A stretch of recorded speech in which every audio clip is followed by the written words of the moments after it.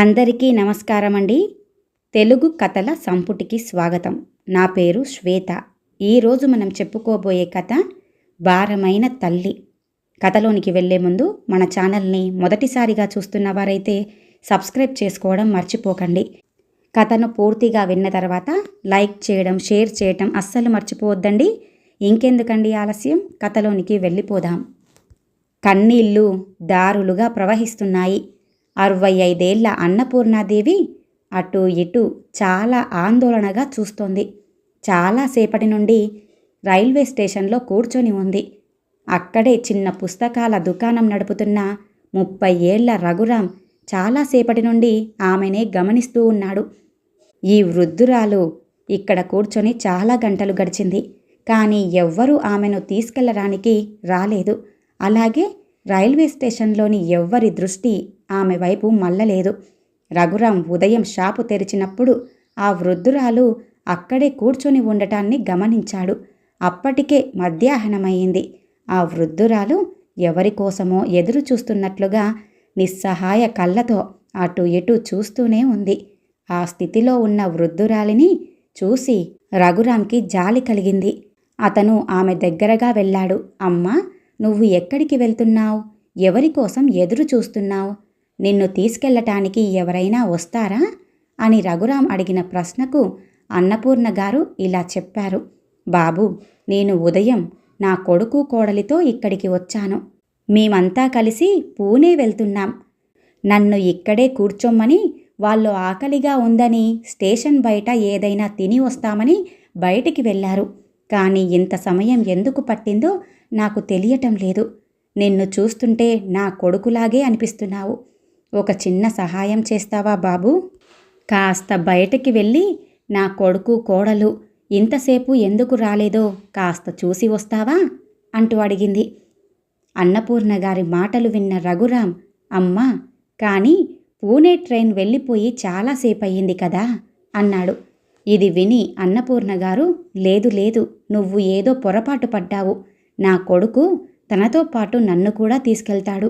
బహుశా నా కొడుకు వస్తూ ఉండొచ్చు అందావిడ. సరే అమ్మా, అయితే నీ కొడుకు రాగానే నువ్వు అతనితో పాటు వెళ్ళొచ్చు. కానీ నువ్వు ఉదయం నుంచి ఇక్కడే కూర్చున్నావు. ఆకలిగా లేదా? నీకోసం తినటానికి ఏమైనా తీసుకురానా అంటూ అడిగాడు రఘురాం. అప్పుడు అన్నపూర్ణ గారు పెదవులపై చిరునవ్వుతో, వద్దు బాబు, నాకు తినటానికి ఏమీ వద్దు. నీకు వీలైతే ఒక్కసారి నా కొడుకు పేరు అరుణ్, ఎక్కడున్నాడో కాస్త చూస్తావా అంటూ అడిగింది. అప్పుడు రఘురాం, సరే అమ్మా, నేను వెళ్ళి చూసి వస్తాను అని చెప్పి అక్కడి నుంచి వెళ్ళిపోయాడు. సమీపంలోని దుకాణాలు అన్నింటికీ వెళ్ళి వెతికినా కూడా అరుణ్ అనే వ్యక్తి ఎక్కడా కనిపించలేదు. అన్ని చోట్ల వెతికి రఘురాం తిరిగి వచ్చి అన్నపూర్ణ గారితో, అమ్మా, నేను అన్ని చోట్ల వెతికాను, కానీ మీ కొడుకు కోడలు ఎక్కడా కనపడలేదు అని చెప్పాడు. రైల్వే స్టేషన్లో పుస్తకాల దుకాణం నడుపుతున్న రఘురాంకు విషయం మొత్తం అర్థం కావటానికి ఎక్కువ సమయం పట్టలేదు. ఈరోజు ఇంకొక వృద్ధురాలిని తన కన్న కొడుకు కోడలు కలిసి మోసం చేసి రైల్వే స్టేషన్లో వదిలేసి వెళ్ళిపోయారని. పెద్ద పెద్ద నగరాల్లో తరచూ ఇలాంటి సంఘటనలు జరుగుతూనే ఉంటాయి. తల్లిదండ్రులు ముసలి వాళ్ళైపోయాక పిల్లలకు భారంగా తయారవుతారు. అలాంటప్పుడు ఇలాంటి బస్టాండ్లలో కానీ రైల్వే స్టేషన్లలో కానీ ఇలాంటి కేసులు తరచూ వస్తూనే ఉంటాయి. అప్పుడు రఘురాం అన్నాడు, అమ్మా, నేను మీకొక విషయం చెప్తాను, బాధపడకండి. ప్రతిరోజు ఇలా వృద్ధులైన తల్లిని కానీ తండ్రిని కానీ బస్టాండ్లలో, రైల్వే స్టేషన్లలో, గుళ్ళలో లేదా పార్కులలో వారి పిల్లలు ఇలాగే వదిలి వెళ్ళిపోతున్నారు అని అతను చెప్పగానే అన్నపూర్ణాదేవికి కోపం వచ్చి, నా కొడుకు గురించి నీకు తెలియదు. అలాంటప్పుడు అతని గురించి ఇలా ఎలా మాట్లాడగలుగుతున్నావు? నా కొడుకు నన్ను మోసం చేశాడని ఎలా మాట్లాడుతున్నావు? నువ్వు సరిగ్గా చూసి ఉండవు అని అన్నపూర్ణ గారు మరింత దిగాలుగా తనను తాను సముదాయించుకుంటూ, అలాంటిదేమీ అయ్యుండదు. ఏదైనా అత్యవసర పని వచ్చిందేమో. కొంత సమయం తర్వాత నా కొడుకు ఖచ్చితంగా తిరిగి వస్తాడు అందావిడ. ఆ తర్వాత రఘురాం కూడా సరే అమ్మా అని తన పనిలో తాను నిమగ్నమయ్యాడు. సమయం 7 గంటలవుతోంది. రఘురాం ఇంటికి వెళ్ళే సమయం కూడా అయ్యింది. వాతావరణం కూడా చల్లగా ఉండటంతో అన్నపూర్ణ గారు తన చీరను ఒళ్ళుపైన కప్పుకోవటానికి విఫల ప్రయత్నం చేస్తుంది. ఇదంతా గమనించి రఘురాం అన్నపూర్ణ గారి దగ్గరికి వచ్చి, మీరు ఎక్కడ ఉంటారు? మీ పేరేంటి? మీ కొడుకు ఎక్కడ ఉంటాడో మీకు తెలుసా? నేను మిమ్మల్ని మీ ఇంటి దగ్గర వదిలి వస్తాను అన్నాడు. అప్పుడు అన్నపూర్ణ గారు, బాబు, నా కొడుకు కొద్ది రోజుల క్రితమే నన్ను మా ఊరి నుండి ఈ మహానగరానికి తీసుకొచ్చాడు. ఇక్కడ నేను, నా కొడుకు, కోడలు, మనవడితో కలిసి ఉండేదాన్ని. మా అబ్బాయి ఇప్పుడు పూణే బదిలీ అయ్యానని చెప్పాడు. అందుకే అందరం కలిసి పూణే బయలుదేరాం. కొడుకు కోసం వేచి చూస్తూ సమయం రాత్రయ్యింది. కానీ ఎవ్వరూ ఆమె కోసం రాలేదు. అప్పుడు రఘురాం, అమ్మా, కావాలంటే మీరు నాతో పాటు మా ఇంటికి రండి. మా ఇంట్లో నా భార్య, 2 పిల్లలు ఉన్నారు. మీకు కావాలంటే ఈ రాత్రి మా ఇంట్లో గడపండి. పొద్దున్నే ఇక్కడికి రావచ్చు అన్నాడు. కానీ అన్నపూర్ణ, వద్దు, నేను ఇక్కడి నుంచి ఎక్కడికి వెళ్ళను. నా అరుణ్ ఇక్కడికి వస్తే అతను నా కోసం వెతకడం మొదలు పెడతాడు. నేను కనిపించకపోతే అతను చాలా బాధపడతాడు. నువ్వు వెళ్ళు, నేను ఇక్కడే ఉంటాను అంది. సరే అయితే, నేను ఈ చాప ఇక్కడే ఉంచుతాను. ఈ శాలువా తీసుకోండి అని అన్నపూర్ణ గారికి ఇస్తూ జాగ్రత్తగా కూర్చోమని చెప్పి దగ్గరలోని హోటల్ నుండి భోజనం కొని తీసుకొచ్చి ఆవిడకిచ్చాడు. ఇక ఇంటికి బయలుదేరి వెళ్ళిపోయాడు రఘురాం. అన్నపూర్ణ శాలువా కప్పుకొని అక్కడే కూర్చొని కొడుకు కోసం ఎదురుచూపులు చూస్తూ ఉంది. తనకు ఆ నగరంలో కొడుకు తప్ప మరెవ్వరూ తెలియదు. రఘురాం ఒక్కడే ముందుకొచ్చి కొంచెం సహాయం చేశాడు. కానీ ఇప్పుడు అతను కూడా వెళ్ళిపోయాడు. అన్నపూర్ణ రాత్రంతా అలాగే చలిలో గడిపింది. మరుసటి రోజు ఉదయం రఘురాం తిరిగి తన పనికి వచ్చేసరికి అన్నపూర్ణ గారు ఇంకా అక్కడే కూర్చోవటం చూశాడు. రఘురాం రాగానే మొదట అన్నపూర్ణ దగ్గరకు వెళ్ళి, అమ్మా, నీ కొడుకు ఇంకా రాలేదా? లేదు, నా కోసం ఎవరూ రాలేదు అంటూ కన్నీళ్లు పెట్టుకుంది. రఘురాం ఆమెకు తాగటానికి నీళ్ళిచ్చి, అమ్మా, నీకు నేను నిన్ననే చెప్పాను, కానీ నువ్వు తల్లివి కాబట్టి నీ కొడుకు మీద నీకు పూర్తి నమ్మకం ఉంది అన్నాడు. అది విని అన్నపూర్ణ గారు, నా దగ్గర పేపర్లో ఒక ఫోన్ నెంబర్ ఉంది. నా మనవడు ఒకసారి రాసిచ్చాడు. ఈ నెంబర్కి ఫోన్ చెయ్యమని రఘురాంని అడిగింది. సరే అని ఫోన్ చేశాడు. కానీ ఫోన్ స్విచ్ ఆఫ్ అని వచ్చింది. ఏం చెయ్యాలో తోచటం లేదు అంటూ అన్నపూర్ణ గారు కన్నీళ్లు పెట్టుకున్నారు. ఆవిడ పరిస్థితి చూసి రఘురాంకి చాలా జాలి కలిగింది. అక్కడే బెంచీ మీద కూర్చొని కన్నీరు కారుస్తూనే ఉంది. కొంతసేపటికి అకస్మాత్తుగా అన్నపూర్ణాదేవి బెంచ్ మీద నుంచి కింద పడిపోయింది. రఘురాం అది చూసి పరుగున వచ్చి ముఖం మీద నీళ్లు చల్లాడు. కొద్దిసేపటికి ఆవిడ కళ్ళు తెరిచారు. వెంటనే అన్నపూర్ణ గారిని బెంచ్ మీద పడుకోబెట్టాడు రఘురాం. ఆవిడ స్పృహలోకి వచ్చాక, ఏమైంది మీకు? నేను ఇచ్చిన ఆహారం తినలేదా? చాలా బలహీనంగా కనపడుతున్నారు అన్నాడు. కన్న కొడుకు చేసిన మోసం మరువలేకపోతున్నాను అని కన్నీళ్లు పెట్టుకుంటూ చెప్పిందావిడ. అది విన్న రఘురాం వెంటనే దగ్గరలో ఉన్న క్యాంటీన్కి వెళ్ళి భోజనం తెచ్చి, అమ్మా, ముందు నువ్వు తిను, ఆ తర్వాత మనం మాట్లాడుకుందాం అన్నాడు. రఘురాం బలవంతం వలన భోజనం చేసిన అన్నపూర్ణను, ఇప్పుడు నీ కొడుకు తిరిగి రాడని నీకు అర్థమైంది. అందుకే నువ్వు నీ గ్రామంలో ఉన్న మీ ఇంటికి ఎందుకు వెళ్ళకూడదు అన్నాడు. నేను ఎక్కడికి వెళ్ళాలి? నా కొడుకు, ఇక నువ్వు మా దగ్గరే ఉంటావు కాబట్టి ఇల్లు అమ్మేయమన్నాడు.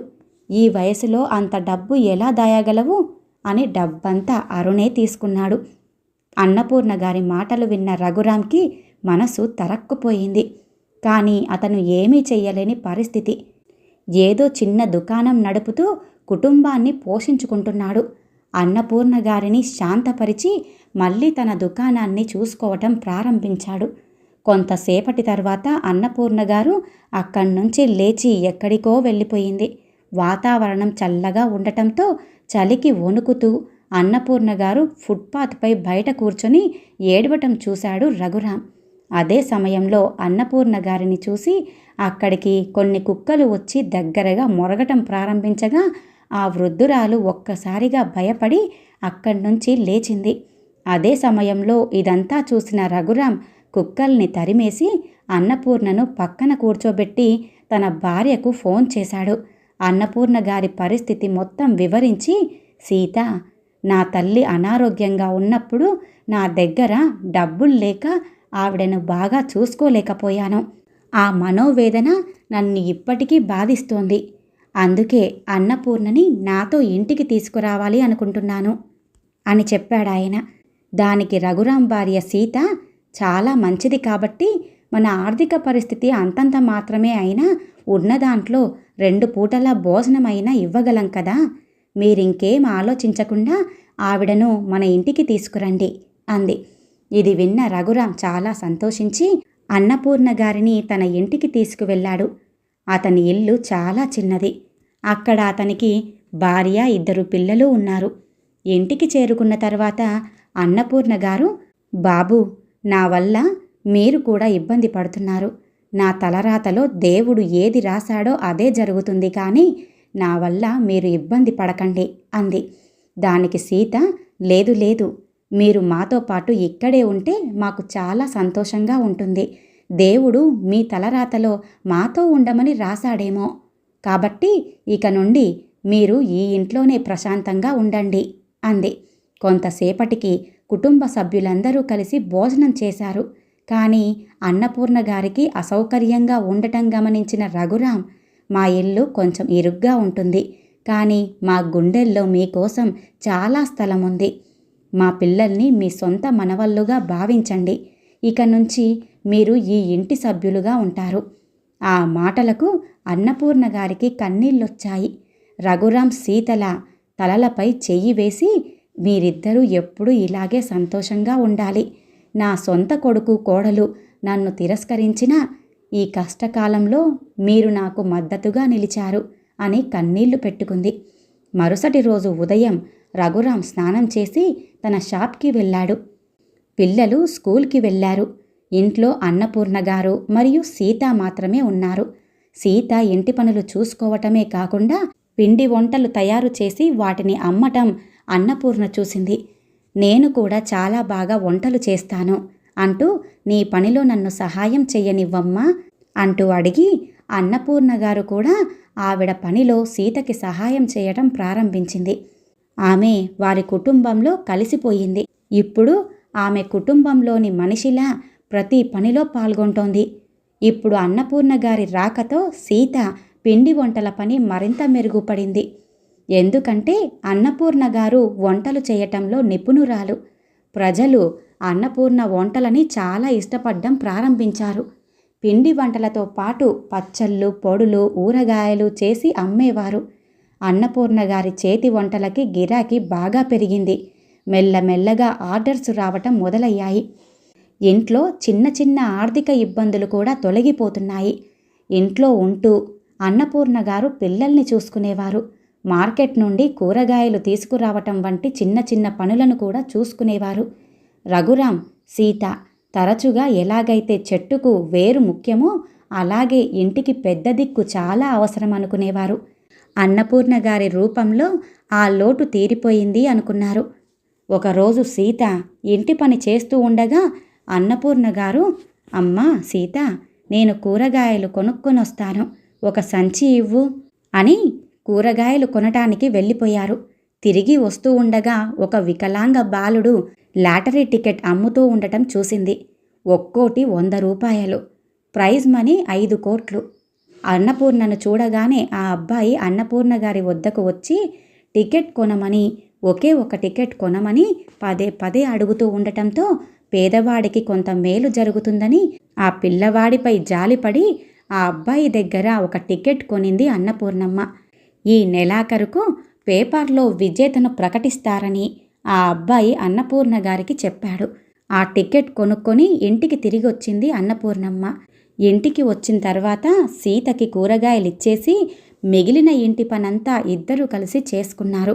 కాసేపటికి ఇద్దరూ కలిసి ఒక ఫంక్షన్ కోసం స్వీట్స్ చేస్తూ ఉన్నప్పుడు అన్నపూర్ణ గారు తన చీర కొంగులో కట్టుకున్న లాటరీ టికెట్టు తీసి సీతకి ఇస్తూ, సీత, ఇందాక బజారుకు వెళ్ళినప్పుడు ఒక వికలాంగ బాలుడు లాటరీ కొనుక్కోమని ఒకటే ఇబ్బంది పెట్టాడు. ఒక్కటి 100 రూపాయలు. పదే పదే అడిగాడని ఆ చిన్న బాబుని చూసి జాలేసి ఒక టికెట్ కొన్నాను 100 రూపాయలు పెట్టి. ఈ నెలాఖరులో అంటే 4 రోజుల్లో విజేతను పేపర్లో ప్రకటిస్తారట. అవునా? పర్వాలేదులేండి. మీరు ఆ అబ్బాయికి ఏదో చిన్న సహాయం చెయ్యాలని ఆలోచనతో ఈ టికెట్టు కొన్నారు కదా, ఈ టికెట్టుని నేను దాచిపెడతానులేండి అంటూ తీసుకుంది. 4 రోజులు గడిచిపోయాయి. లాటరీ టికెట్టు విజేతను ఈరోజు పేపర్లో ప్రకటిస్తారు అని రఘురాం మరియు పిల్లలు వెళ్ళిపోయాక అన్నపూర్ణ గారు, సీత పేపర్లో ఆతృతగా చూడటం ప్రారంభించారు. మొదటగా 3వ విజేతగా 50 లక్షలు, కానీ వాళ్ళ నెంబర్ అక్కడ కనిపించలేదు. 2వ విజేతగా 1 కోటి రూపాయలు, అక్కడ కూడా వాళ్ళ నెంబర్ లేదు. మొదటి విజేత 5 కోట్లు అనే నెంబర్ చూసిన సీత సంతోషానికి హద్దులు లేకుండా పోయింది. వెంటనే సంతోషంతో అన్నపూర్ణ గారిని హత్తుకొని, మనం మొదటి విజేతగా 5 కోట్లు గెలుచుకున్నామండి అని ఇద్దరూ సంతోషంగా గెంతులు కేకలు వేశారు.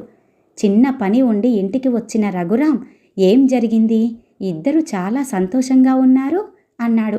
వెంటనే సీత భర్తని కౌగిలించుకొని, మనకి లాటరీ తగిలిందండి, అది కూడా 5 కోట్లు అని news paper first winner number చూపించింది. ఇదంతా చూసిన రఘురాం తన కళ్ళను తానే నమ్మలేకపోయాడు.